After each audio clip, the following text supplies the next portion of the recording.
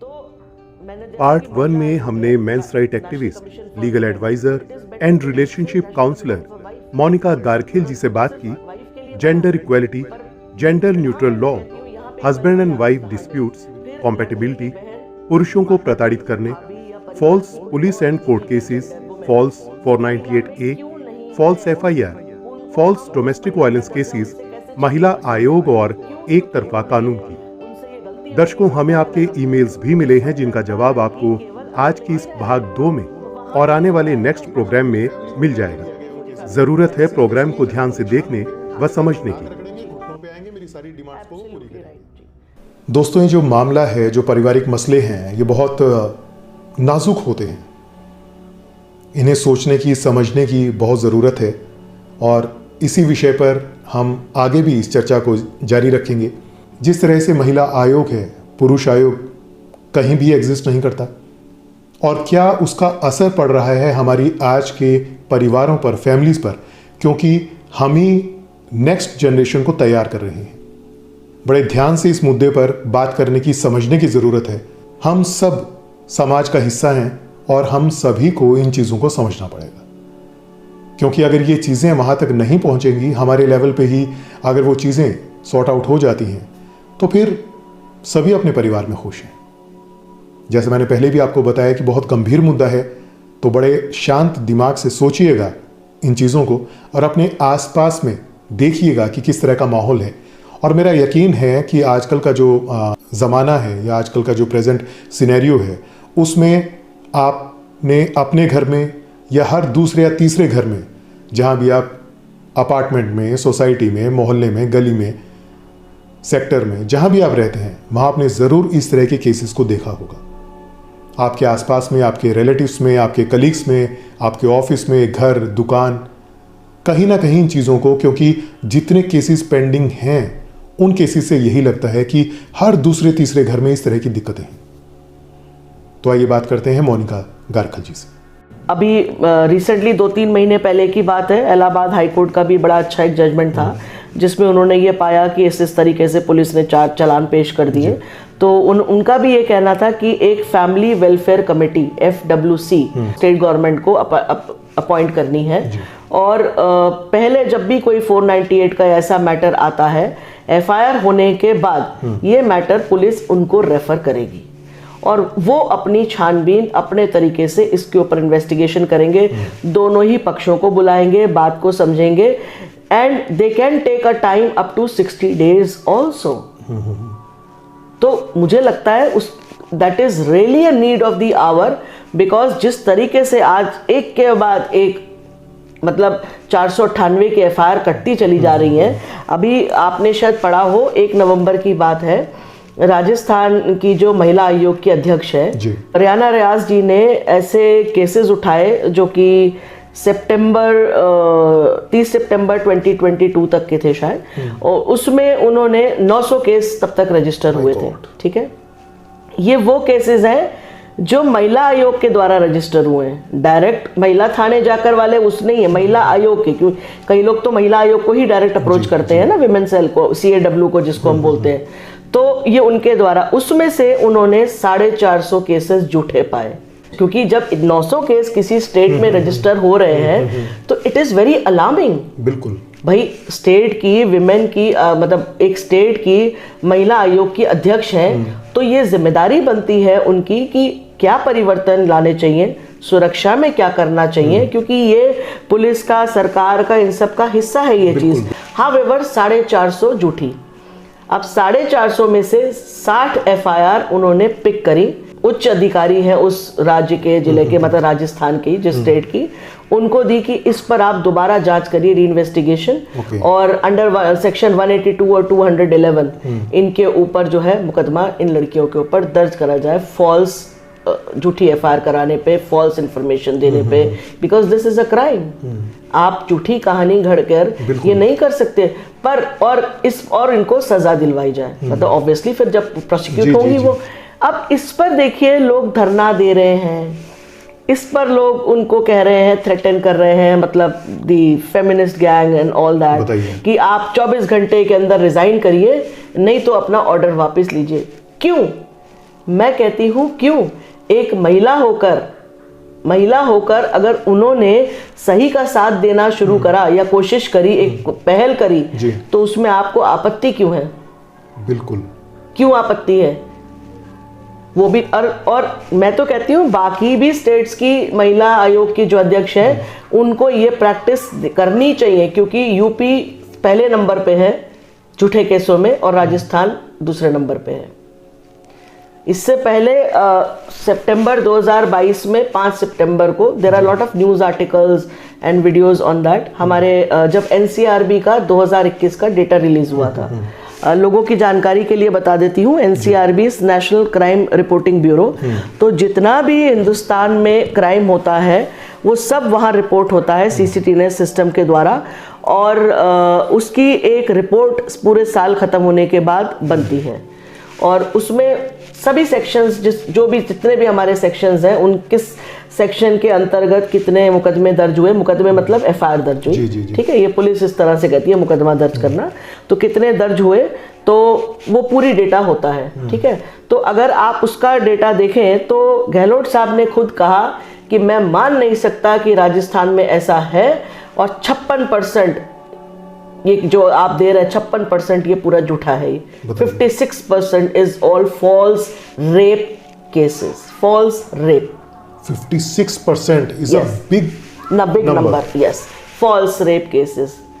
अब ये सोचिए, किसी महिला ने अगर किसी पुरुष के ऊपर फॉल्स रेप का अगर केस लगाया है तो उसने तो किस पर्पस से लगाया वो तो एक अलग बात है, लेकिन उस पुरुष को उसके बाद समाज किस नजरों से देखता है? नहीं, उसका तो खत्म हो गया सर, उसको तो वो तो अरेस्ट भी होता है। इवन मैट्रिमोनियल केसेस में भी ये चीजें होती हैं। बिल्कुल बिल्कुल। पूरे फैमिली को ड्रैग करने के लिए उस केसेस में जो मेल मेंबर्स हैं उनके ऊपर इस तरह के चार्जेस लगाए जाते हैं। आप सोचते हैं मोनिका जी, जब इस तरह की बदतमीजियां होती है, आई वुड से कि अगर मैं रॉ वर्ड में कहूँ इसको, कि इस तरह की आप एक सामाजिक बंधन में बंधे हैं, लेकिन उसके बाद अगर इस तरह की चीज़ें आप करते हैं कि उनके ऊपर जो मेल मेंबर्स हैं फैमिली के, उनके ऊपर आप रेप केसेस लगाते हैं, फीमेल मेंबर्स हैं उनके ऊपर आप मारपीट का और इन चीज़ों के आप मुकदमे करवाते हैं, उसके बाद वो घर दोबारा बच सकता है? Is it possible? बिल्कुल नहीं बच सकता। और उस स्पिरिट से बच सकता है वो घर? बच नहीं सकता, और ऐसी व्याभिचारी महिला को लाना भी नहीं चाहिए। Exactly. Let them learn their lessons. जो बोया है वही काटोगे। बिल्कुल ठीक बात। अगर यही बोया है तो यही काटो आप। दोस्तों देखिए, हम बिल्कुल इस चीज़ की एडवोकेसी नहीं कर रहे हैं कि हर रिलेशन में महिला गलत होती है या पुरुष ठीक होता है, लेकिन आपने भी देखा होगा, और अगर नहीं देखा तो देखिए, थोड़ा सा अपने घर से बाहर निकल करके देखिए। अगर आप एक हैप्पी फैमिली में रह रहे हैं तो बहुत बड़ी भगवान की कृपा है आपके ऊपर, लेकिन फिर भी समाज में देखिए कि किस तरह की आजकल चीज़ें चलती हैं। जो वो अबला नारी और बेचारी नारी और कमज़ोर नारी वाला चैप्टर है वो बहुत पहले क्लोज हो चुका है। आज के दिन महिला जॉब करती है, कमाती है, घर के काम करती है, बाहर के काम करती है, पुरुषों से ज़्यादा पढ़ी लिखी है। उन चीज़ों को हम कहीं भी गलत नहीं ठहराते हैं। हम सबके घर में महिलाएं हैं, बेटियां हैं, बहनें हैं, और ये समाज जो बनता है वो महिला और पुरुष दोनों से ही बनता है। लेकिन कहीं ना कहीं पहले शायद वो एक कमतर आंका जाता था उनको, लेकिन अब उनको इतना ज़्यादा बढ़ावा दे दिया गया है सशक्तिकरण के नाम पर और लॉ उनके फेवर में करके कि आज के दिन पुरुष को बिल्कुल दबा दिया गया है। उसको एक ATM मशीन बना करके छोड़ दिया गया है पुरुष। देखिए, लॉ बना उस समय उसकी जरूरत थी जी, हम उससे इनकार नहीं करते बिल्कुल। पर और हम आज भी इस चीज से इनकार नहीं करते कि अगर किसी महिला के खिलाफ कोई क्राइम होता है, चाहे वो घर में होता है, पड़ोस में होता है, ऑफिस में होता है, आपके मोहल्ले में होता है, मैरिज से पहले होता है, मैरिज के बाद में होता है, आप बिल्कुल आवाज उठाइए। You have all the rights to raise your voice. लेकिन किसी के कहने में, चाहे आप अपनी एटीट्यूड ईगो की वजह से या किसी वकील, किसी कानूनी सलाहकार के कहने से या अपनी फैमिली के कहने से, आस पड़ोस में कहने से या किसी रिश्तेदार के कहने से अगर आप इस तरह का स्टेप उठाते हैं तो ये मान के चलिएगा कि आपकी जो लाइफ उसके बाद होगी उसके लिए सिर्फ और सिर्फ आप जिम्मेवार होंगे और कोई भी उसके बीच में नहीं पड़ेगा। आप अपने हाथों से अपना हंसता खेलता हुआ भरा पूरा परिवार आप उसको बर्बाद कर लेंगे, चाहे वो पुरुष हो और चाहे वो महिला हो। और अगर इसमें हम जोड़ दें कि अगर उनकी संतान भी है, अगर बच्चे भी हैं, चाहे वो छोटे हैं बड़े हैं, उनकी भी पूरी लाइफ स्पॉइल हो जाती है, उनका जो एक देखने का नजरिया है ऑयल तो वो ठीक पूरा का है, पूरा बदल जाता है। Lokesh ji, child is used as a currency then. बस ठीक बात है, वो मेंटेनेंस के लिए, एलिमनी के लिए सीआरपीसी 125 है, एचएमए 24 है, या डीबी के अंदर इतने सेक्शन बनाए हुए हैं कि आप सब कुछ उसमें मांग सकते हैं और बच्चों के नाम पे मांग सकते हैं। तो चाइल्ड को तो फिर इस तरह से इस्तेमाल करा जाता है, और आप उसके बावजूद पिता को हक नहीं है बच्चे से मिलने का। बिल्कुल बिल्कुल। दादा दादी को हक नहीं है। आज कितने पिता बेचारे तड़फ रहे हैं इसके लिए, चाइल्ड एलिनेशन के लिए प्रेयर रन रखा हुआ है। अशरफ अंसारी ट्विटर पे आप देखिए रखा हुआ है, लोग सुसाइड कर लेते हैं, मेंटली डिस्टर्ब हो जाते हैं। ग्रैंड पेरेंट्स हैं, रो रहे हैं बेचारे, तड़फ रहे हैं, मतलब पर आप देखिए बच्चे से मिलने नहीं देंगे, बिकॉज पता है ना ये कमजोरनेस है, इसको मैं दबाऊं। पर मेरा ना यहाँ पर एक चीज कहना है आप पुरुषों को कि इमोशन होना अच्छी बात है, पर अपने इमोशन को अपने ऊपर ऐसी परिस्थितियों में हावी मत होने दीजिए। बिल्कुल। क्योंकि जब सामने वाले को ये पता चल जाएगा कि इस इमोशन को आपके ट्रिगर करके आपको और नुकसान पहुंचा सकते हैं, तो वो आपको नुकसान पहुंचाएंगे और गहरे से गहरे गड्ढे में ही डालेंगे, गर्त में डालेंगे वो। देखिए, हर पेरेंट्स का अपने बच्चे के प्रति वो इमोशन और वो प्यार, लगाव, लागनी जो कहते हैं वो होती है, वो बड़ी नेचुरल सी बात है। पर यहाँ पर भी एक फादर ही पेनलाइज हो रहा है। तो मेरा सिर्फ इतना ही कहना था, जो मैंने अभी सभी आपके दर्शकों को कहने की कोशिश करी, कि थोड़ा इसको कंट्रोल रखिए। आज और भी बहुत सारी चीजें हैं, लगाव है, अट्रैक्शन है, अफेक्शन है, और वो कभी खत्म नहीं हो सकता। बिल्कुल नहीं हो। वो है आपका, जो आपकी फैमिली है उसमें से एक मेंबर अगर इस तरह से उस लेवल पे आ जाए कि नहीं, मेरे को इनके साथ नहीं रहना, बच्चों को इनसे नहीं मिलने देना, तो उस सिचुएशन में आप क्या कर सकते हैं? आप कस्टडी के लिए अप्लाई कर सकते हैं। बट अगर वो भी आपको मिलती है तो बड़ी इस तरह से मिलेगी कि वो एक शेर मुझे याद आता है इसके ऊपर, कितने बदल गए हैं वो हालात की तरह, जब भी मिले हैं पहली मुलाकात की तरह, हम क्या किसी के हुस्न का सदका उतारते, एक जिंदगी मिली भी तो खैरात की तरह। वाह वाह। तो एक पिता की, एक पुरुष की, एक हस्बैंड की लाइफ तो ऐसी हो जाती है कि उसको मिलने के लिए भी टाइम ऐसे दिया जाता है कि आप हफ्ते में या महीने में इस टाइम मिल सकते हैं, इतने दिन टाइम के लिए मिल सकते हैं। मतलब उसको ऐसा बना दिया जाता है कि वो उसकी लाइफ एक मीनिंगलेस लाइफ हो जाती है। लोकेश जी, हाँ, ये तो आप बात कर रहे हैं जब डिजिटल इंटरनेट ये सब नहीं था सर। कोविड में तो ये भी हो गया कि ऑनलाइन ही आधा घंटा बात कर लो, एक घंटा आधा घंटा ऑनलाइन ही बच्चे से, बताइए ये दिन आ गए। और मेंटेनेंस सारी फादर ही देगा। अच्छा, एक बात और इसमें से निकल के आती है मोनिका जी, जैसे आपने देखा भी और हम देखते भी हैं कि अगर महिला और पुरुष, हस्बैंड वाइफ दोनों अगर वर्किंग हैं, उसके बाद भी सिर्फ मेंटेनेंस का केस करने का हक वो सिर्फ महिला को, उन्हीं को ही मेंटेनेंस मिलता है। ऐसा क्यों? राइट तो देखिए, क्योंकि लॉ ऐसा बना है। बट अगर बच्चा है और बच्चा, जाहिर सी बात है, in most of the cases the child is with the mother, right.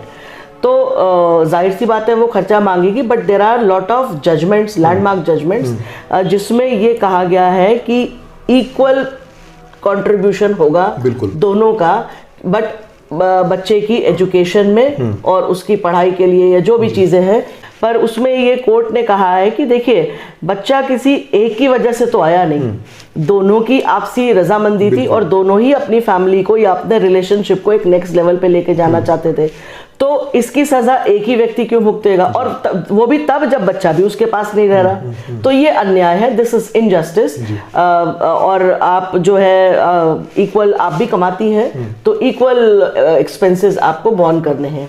इसके अलग अलग क्राइटेरिया है। अगर दूसरा बच्चा है तो उस हिसाब से है। और अगर हमारे जो व्यूअर्स हैं वो भी अगर देखना चाहें तो गूगल पर आजकल हर चीज़ अवेलेबल है। हाँ, बिल्कुल। और ऐसे बहुत सारे, जैसे आपने बताया कि जो सोशल एक्टिविस्ट हैं जो ऐसे काम करते हैं, तो ऐसे काफ़ी संगठन हैं, एनजीओज हैं, आप उनकी साइट पे भी जाके आप देखेंगे तो उन्होंने भी ऐसी साइट बनाई हुई कि जिसकी में आप थोड़ा सा भी अगर आप सर्च करेंगे तो आपको there are lots of judgment, जिसमें आपको वो जजमेंट मिल जाएंगे उसके अंदर। जैसे कि लोकेश जी, अभी हम वो राजस्थान वाला मैंने आपको बताया ना कि जिस स्टेट का सीएम खुद कह रहा है, आप देखिए मतलब कितनी घिनौनी सोच है ये। शर्म आती है मतलब मुझे कहते हुए। एक 75 साल के पिता, बुजुर्ग ससुर है, क्योंकि रिश्ते में आपके ससुर हैं, आप उनके ऊपर रेप के चार्जेस लगाते हैं। बताइए। और मैं हैरान हूँ पुलिस की ऐसी मानसिकता पे कि उनके गले ये बात उतर कैसे जाती है। भाई कुछ तो, या तो कुछ दिखाओ, कुछ लाओ, कुछ बताओ।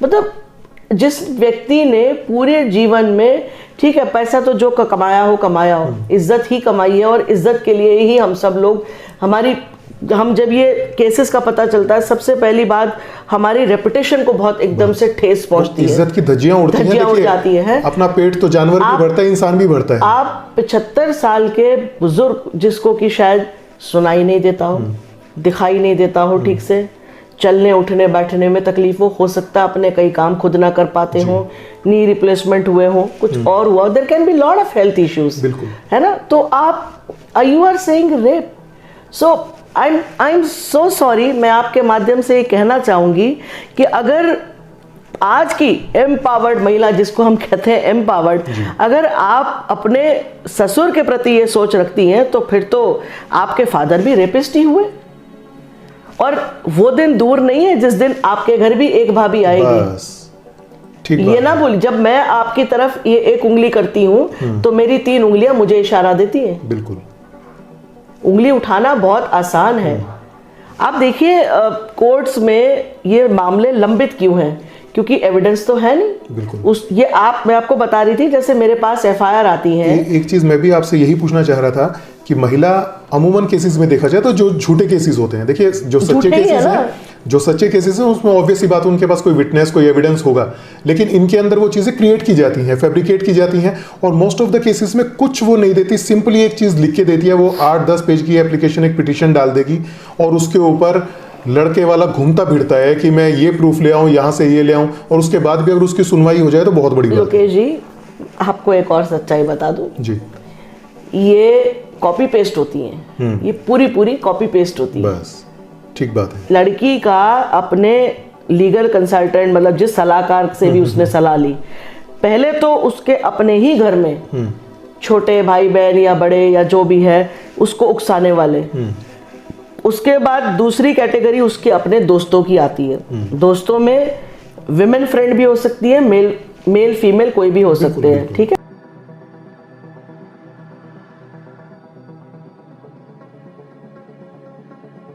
और बची कुचा तो इन लोगों ने आजकल जो इंटरनेट से पढ़ के, ये जो मोबाइल, तो अपनी शिक्षा का आप उपयोग नहीं, दुरुपयोग कर रहे हैं। आपको शिक्षा, इसलिए बेटी बचाओ बेटी पढ़ाओ मोदी जी रोज कहते हैं, पर बेटी पढ़ाओ पर झूठे केस तो बंद करवाओ। ठीक बात है। ये आप कब कहेंगे? बेटियों को हम बचा भी रहे हैं, पढ़ा भी रहे हैं, लेकिन इस दिन के लिए नहीं। अगर पढ़ाने के बाद ये हालत होनी है समाज की, सोसाइटी की ये दशा होनी है, तो फिर तो वो मेरी दादी जी ही अच्छी थी जो अनपढ़ थी।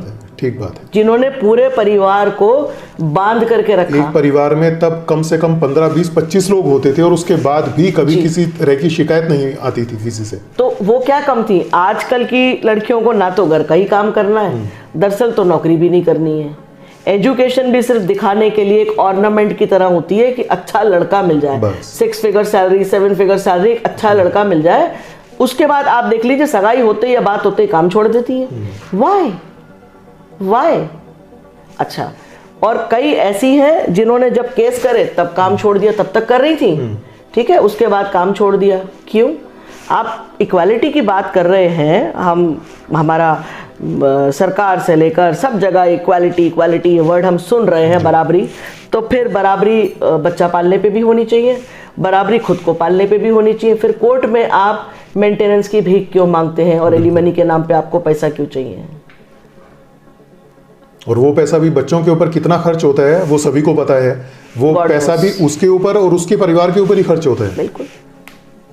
बच्चे के नाम पर पैसा लेकर के लड़की अपने लिए और अपने माँ बाप भाई बहन उनके लिए वो खर्चा करती है। अब उन केसेस में ये भी देखा जाता है, क्योंकि वो इतना मेंटेनेंस बढ़ा चढ़ा के मांगते हैं। तो कह देंगे कि ये तो महीने के 4 लाख रुपए कमाते हैं। 4 लाख रुपए समझ में भी आता है कि कितने जीरो होते हैं, और 33% तो टैक्स में गया, तो अगले का टेक होम क्या था, और टेक होम में और भी तो लायबिलिटीज होंगी। सीधा कह दीजिए 4 लाख रुपए कमाते हैं, 5 लाख रुपए कमाते हैं। मतलब सोचे तो सही इंसान बोलने से पहले कि हम कह क्या रहे हैं। मेरे ख्याल में कहीं ना कहीं जो ये कॉन्स्टिट्यूशन में लिखा हुआ था आर्टिकल 14 में कि राइट टू इक्वालिटी, वो सिर्फ एक लिखने की बात काफ़ी हद तक इन रिश्तों में अगर मैं देखूं तो वो बन के रह गई है। अदरवाइज फिर ये महिला आयोग है, सिर्फ ये महिला आयोग नहीं होता, आप इसको दीजिए ना, आप जनता आयोग दीजिए इसका नाम। आप इसको आप बोलते हैं जब कॉन्स्टिट्यूशन में we the people of India, तो फिर उसमें महिला और पुरुष वाला क्या चक्कर है? आप कोई भी अगर कानून आप उसमें लिखिए कि किसी भी इंसान के साथ अगर ये होता है तो वो ये स्टेप ले सकता है, कानून उसका ये साथ देगा। उसमें ये क्यों कि अगर महिला के साथ होता है, क्यों आज पुरुष के साथ नहीं होता? मैरिटल रेप सिर्फ महिला के साथ होता है, क्यों पुरुष के साथ नहीं होता? मैं आपको इस पे थोड़ी let me throw some light on this. देखिए, उसके लिए तो ह्यूमन राइट्स कमीशन है, पर दुर्भाग्य की बात यह है कि ह्यूमन राइट्स कमीशन पे कभी आप कोई कंप्लेंट रजिस्टर करेंगे, भूल जाइए कि कभी उस पर कोई जवाब आएगा या उसका निस्तांतरण होगा या ह्यूमन राइट्स वाले उसके अंदर इंटरवीन, उन्हें मतलब ही नहीं है। तो महिला आयोग, महिला के लिए तो महिला आयोग हो गया, महिला भी मैरिड महिला, लेट मी क्लैरिफाई, ठीक है। तो एक पुरुष आयोग भी बना दीजिए। पुरुष ने क्या कसूर किया है? हमारे देश की 70-75% जो पॉपुलेशन है that is male, tax payers are male, सारी रिस्पॉन्सिबिलिटी निभाने वाले, हर जिम्मेदारियां सब चीज के लिए पुरुष है ना, और फैसिलिटीज और ये बड़ी बड़ी बातें करने के लिए फिर महिला। और अगर है जज्बा है तो कुछ बन के दिखाओ, तब माने बात, कुछ बन के दिखाओ, कुछ करके दिखाओ। उसको कहते हैं असली शिक्षा और एम्पावरमेंट। एम्पावरमेंट का मतलब ये नहीं है कि मैं एक कहानी बुन के क्रिमिनल कॉन्स्पिरेसी किसी परिवार के खिलाफ प्लॉट कर दूं। मैं आपको जैसे अभी बता रही थी, ये मैटर्स क्यों लंबित हैं, क्योंकि लड़की को डीवी में तो कुछ खर्चा वर्चा मिलने लग गया, ठीक है। उसने आना, अब 498 में उसका काम क्या है?